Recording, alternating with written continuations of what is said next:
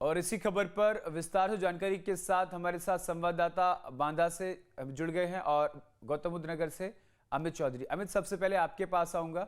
अमित, जिस तरीके से खबर सामने आ रही है रवि काना को लेकर के, एक तरफ ये कहना है कि रवि काना की जो रिहाई का ऑर्डर था वो 2 मिनट बाद पहुंचा, उसको पहले छोड़ दिया गया था, लेकिन इससे पहले जब ऑनलाइन कोर्ट में पेशी हुई थी तभी आदेश दे दिए गए थे।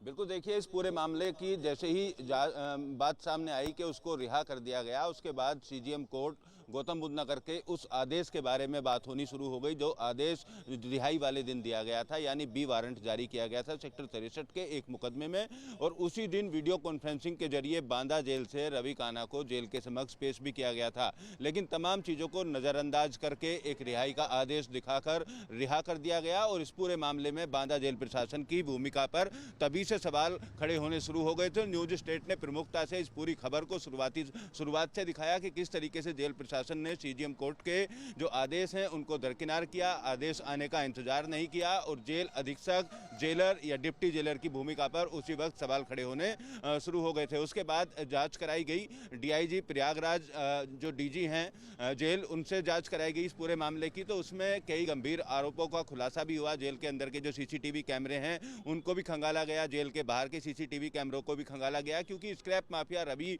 जो है एक बड़ा माफिया है और उसके कई रसूखदार लोगों के साथ संबंध हैं। इस बात का खुलासा उसकी गिरफ्तारी के दौरान भी हुआ था, क्योंकि थाईलैंड से उसको गिरफ्तार किया गया था और यहाँ पर रहने वाले तमाम लोगों द्वारा उसको बचाया जाता था, स्क्रैप के काले कारोबार को चलाने में मदद की जाती थी। इस तरीके की जानकारी भी सूत्रों के हवाले से सामने आई थी। तो माना यही जा रहा था कि जेल प्रशासन भी उसको संरक्षण देने वाले लोगों के प्रभाव में आ सकता है और प्रभाव में आकर इस तरीके का कदम जेल प्रशासन के द्वारा उठाया गया। पूरे मामले की जांच की गई, जेलर उसी वक्त सस्पेंड कर दिए गए थे, लेकिन उसके बाद फिर दूसरे चरण की बात की जाए तो एक एफआईआर दर्ज कराई गई। उस एफआईआर में जेल अधीक्षक सहित 9 लोगों को नाम दर्ज कराया गया था। इसी बीच जांच पूरी हुई और जांच पूरी होने के बाद डिप्टी जेलर और जेल अधीक्षक की जो भूमिका है उस पर भी सवाल खड़े हुए, लिहाजा अब इन दोनों लोगों को भी सस्पेंड कर दिया गया है।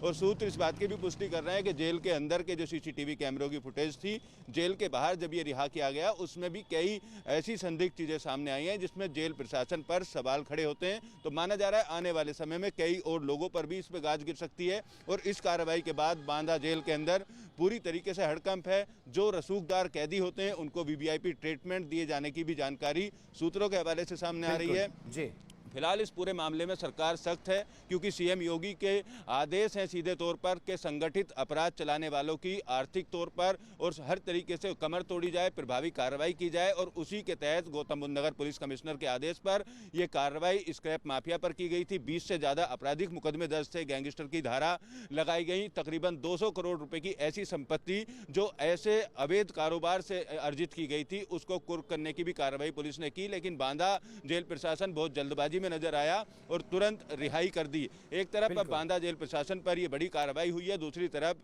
रवि काना जो है स्क्रैप माफिया, उसकी गिरफ्तारी को लेकर भी नोएडा पुलिस की कई टीमें लगातार कई इलाकों में दबिश दे रही हैं। नेपाल भाग जाने की जानकारी भी सूत्रों के हवाले से सामने आई है। तो पश्चिमी उत्तर प्रदेश के कई जिले, दिल्ली एनसीआर के वो इलाके जहां उसके सरपरस्त उसको छुपा सकते हैं, उन तमाम इलाकों पर पुलिस की नजर है। जो उसके साथी हैं उनकी मोबाइल की लोकेशन और तमाम जो इलेक्ट्रॉनिक एविडेंस है उसको लेकर भी पुलिस जांच कर रही है। फिलहाल उसकी गिरफ्तारी को लेकर कभी भी खबर आ सकती है, उसकी गिरफ्तारी को लेकर तमाम टीमें बनाई गई हैं। लेकिन जो कार्रवाई सरकार की तरफ से बांदा जेल प्रशासन पर फिलहाल की गई है, ये कार्रवाई एक प्रभावी कार्रवाई के तौर पर मानी जा रही है। और इस तरीके की कार्रवाई के बाद में जेल के अंदर अन्य जो वीवीआईपी कैदी होते हैं उनको जो वीवीआईपी ट्रीटमेंट है वो शायद ना दिया जाए। और बांदा जेल के अंदर रवि काना को इसलिए ट्रांसफर किया गया था क्योंकि गौतम बुद्ध नगर जेल के अंदर रहकर वो अपने नेटवर्क को संचालित कर सकता था। लगातार उससे मिलने वाले लोगों की जो संख्या थी जेल में उसमें इजाफा हो रहा था, तो उसका नेटवर्क तोड़ने के लिए कमिश्नर के आदेश पर बांदा जेल में ट्रांसफर किया गया। लेकिन बांदा जेल के अंदर भी किस तरीके का उसको ट्रीटमेंट दिया गया और रिहाई के एक आदेश का पालन करते हुए रिहा कर दिया गया, जबकि दूसरा जो बी वारंट जारी हुआ था उसका इंतजार तक नहीं किया, कोर्ट से के संज्ञान में पूरा मामला नहीं आया। फिलहाल इस पूरे मामले को लेकर 6 फरवरी यानी कल सीजीएम न्यायालय गौतम बुद्ध नगर में भी सुनवाई है। कोर्ट ने टिप्पणी करते हुए सीधे तौर पर लेकिन अमित, यहाँ पर जेल प्रशासन का ये कहना है कि वारंट बी के बारे में पहले से कोई जानकारी नहीं थी, जबकि एक दिन पहले वीडियो कॉन्फ्रेंसिंग के जरिए जो पेशी हुई थी उसमें जज द्वारा इस बात को कहा गया था बावजूद इसके तमाम जो आदेश थे उनकी धज्जियां उड़ाई गई, इसीलिए कार्रवाई हुई है और अब आगे और भी कार्रवाई हो सकती है।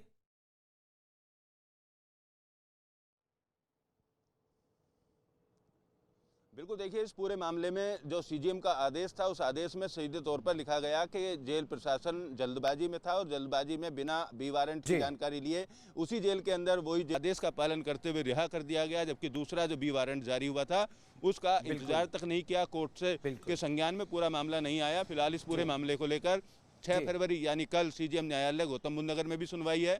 कोर्ट ने टिप्पणी करते हुए सीधे तौर पर लेकिन अमित, यहाँ पर जेल प्रशासन का ये कहना है कि वारंट बी के बारे में पहले से कोई जानकारी नहीं थी, जबकि एक दिन पहले वीडियो कॉन्फ्रेंसिंग के जरिए जो पेशी हुई थी उसमें जज द्वारा इस बात को कहा गया था।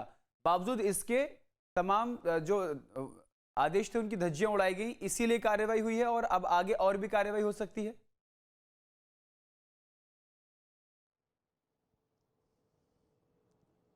बिल्कुल, देखिए इस पूरे मामले में जो सीजीएम का आदेश था, उस आदेश में सीधे तौर पर लिखा गया कि जेल प्रशासन जल्दबाजी में था और जल्दबाजी में बिना बी वारंट की जानकारी लिए उसी जेल के अंदर वही जेल के अधिकारी उसी दिन वीडियो कॉन्फ्रेंसिंग के जरिए कोर्ट के समक्ष पेश करते हैं और को यहाँ लाने के लिए पुलिस गार्ड नहीं मिलती है, यानी सिक्योरिटी नहीं मिलती है बांदा पुलिस से। तो तमाम चीज़ें जेल प्रशासन की निगरानी में थी, तो कोर्ट का आदेश आने का इंतजार क्यों जेल प्रशासन की तरफ से नहीं किया गया, ये सवाल कोर्ट की तरफ से। अमित, हमारे साथ बांदा से अखिलेश त्रिपाठी जुड़े हुए हैं, अखिलेश का रुख करेंगे। अखिलेश, बांदा जेल में जिस तरीके से ये मामला सामने आया बांदा जेल से, प्रशासन का क्या कुछ कहना है?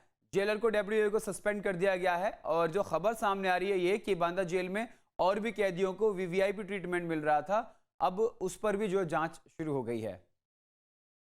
देखिए, कहीं न कहीं ये जो कार्रवाई हुई है, ये वास्तव में जिन भी कैदियों को वीआईपी ट्रीटमेंट या वो दिया जा रहा होगा, इसमें ज़रूर रुकावट आएगी। और क्योंकि सरकार इसमें सख्त है कि किसी भी प्रकार के वो चाहे माफिया हो या संगठित अपराध करने वाले हों, ये जैसे भी किसी प्रकार की उनको कोई सुविधा न दी जाए, और सरकार लगातार इसमें निगरानी बनाकर रख रही है। बात करें हम रवि कान्हा रिहाई मामले से, तो न्यूज़ स्टेट लगातार इस खबर को दिखा रहा है जब से उसकी रिहाई हुई है।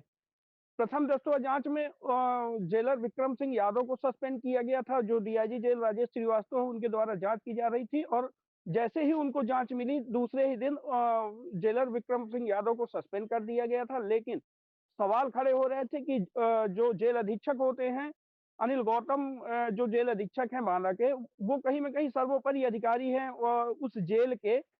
तो क्या ऐसा संभव है कि बिना उनको जानकारी के इतने बड़े स्क्रैप माफिया को रिहा कर दिया गया? और बिल्कुल अखिलेश, और डीआईजी जेल की तरफ से जिस तरीके से जांच निकलकर सामने आई उसमें घनघोर लापरवाही जो है वो बांदा जेल प्रशासन के सामने आई। आप दोनों का बहुत बहुत शुक्रिया तमाम जानकारी के लिए। आपके मोबाइल पर तुरंत आएगी ब्रेकिंग न्यूज, स्क्रीन पर सबसे पहले दिखेगी बड़ी खबर, देश दुनिया की हर खबर एक जगह। अब आपके मोबाइल पर तुरंत फटाफट इंस्टॉल कीजिए न्यूज़ नेशन ऐप और रखिए खुद को अपडेट।